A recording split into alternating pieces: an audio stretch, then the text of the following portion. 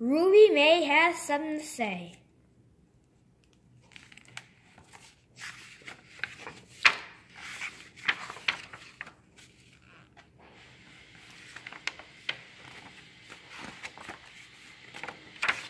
Very small. The town of Nada, Texas was small. You can stand on one side, whisper something, and be heard on the other side. It was that small. Still, Nada had a few things in it. There was a general store, an abandoned train depot, a three-legged dog, and the world headquarters for universal peace and understanding. The world headquarters was the home of Miss Ruby May Footy. Ruby May had a big dream. She wanted to speak at the United Nations in New York City to deliver her message of universal peace and understanding. But Ruby May also had a big problem. She was tongue-tied. Sometimes she mixed up the letters of words. There was nothing like a well-loaded icicle. Why, Ruby May, you look mighty cool in that cotton dress. You don't look so hot yourself. Without meaning to, she insulted people.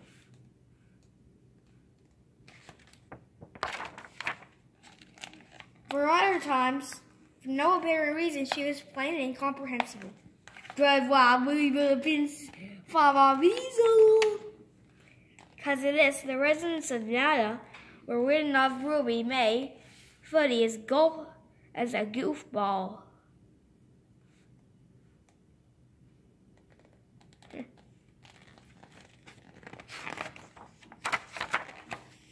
Billy Bob was Ruby May's young nephew. He wanted to be an inventor of things that would benefit all humanity. But try as he might, he could think of nothing new. One day he had an idea. He went into the kitchen, cupboards, doors, bang drawers, slam utensils, crush. Shortly, Billy Bob emerged with his new invention. It was an old colander with things wired on. Around the rim, a nutcracker, a bottle opener, and a pastry brush on top. Some holiday pine cones. Aunt Ruby May, he explained, your troubles are over. Put this on and get ready to give your message to the world. Feel anything? Asked Billy Bob. Ruby May shook her head. The pine cones rattled dryly. Speak, urged her nephew. He made a few adjustments. Anything now? Nothing, Bobby Bill, she replied. Billy Bob. Removing it from his aunt's head, the boy disappeared into the kitchen. Moments later, he returned with a new improved apparatus. He took it off the pine cones and added a melon ball scoop and a wire whisk and a corkscrew standing upright. And it worked. For 7 years ago,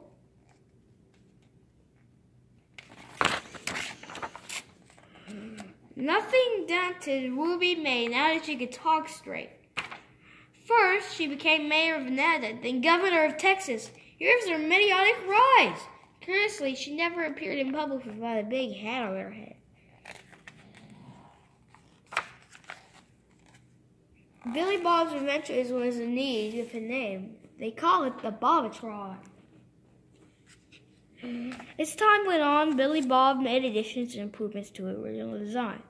And the Bobatron grew. Whoa.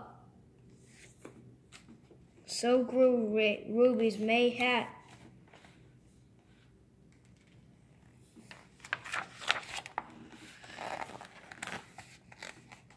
At last it happened. Ruby May was invited to speak to the United Nations General Assembly in New York. And Billy Bob took a taxi from the airport to the United Nations Plaza for the special association. She wore an enormous hat covered with doves of peace. Then disaster struck. With a rush of wings and a savage shriek, a pigeon hawk swooped down from a nearby skyscraper and snatched the hat in its powerful talons. Away the bird flew to some distant area, taking with it the doves of peace, the hat, and the Babatron. Uh-oh.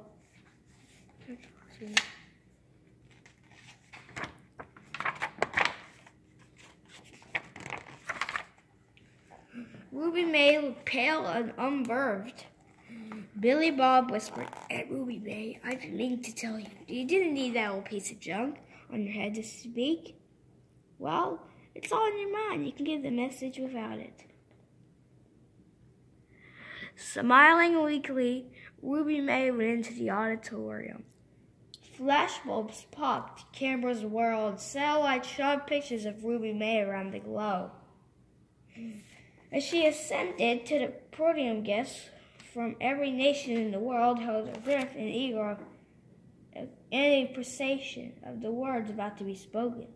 Ruby May cleared her throat, opened her mouth, and started to speak. I wonder what she's going to do. Where's Flopfoil follow?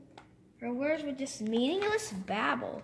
In the translator's booth, panic broke out. They prodded through the dictionaries of 93 languages, but they could not decipher one word.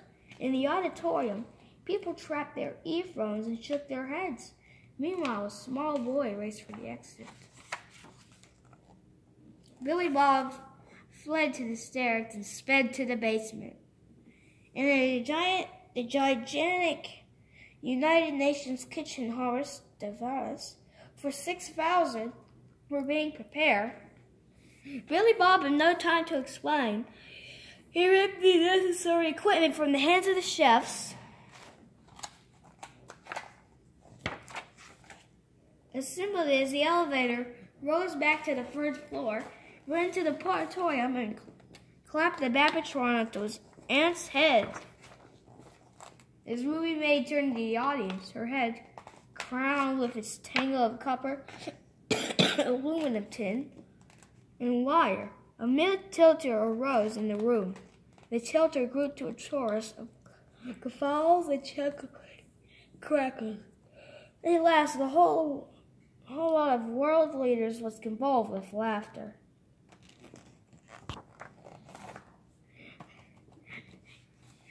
Then Ruby May fully stepped forward and raised her hand for silence. "My friend," she said in a level tone, "leaders of the world, my message to you is simple: to achieve universal peace and understanding.